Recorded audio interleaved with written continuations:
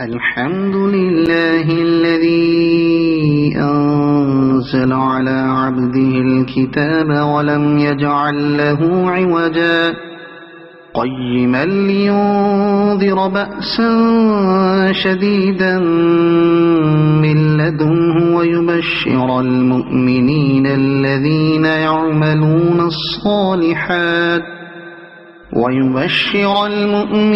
الذين يعملون الصالحات أن لهم أجرا حسنا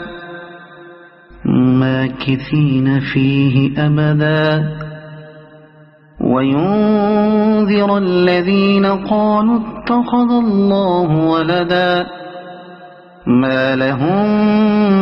به من علم ولا لآبائهم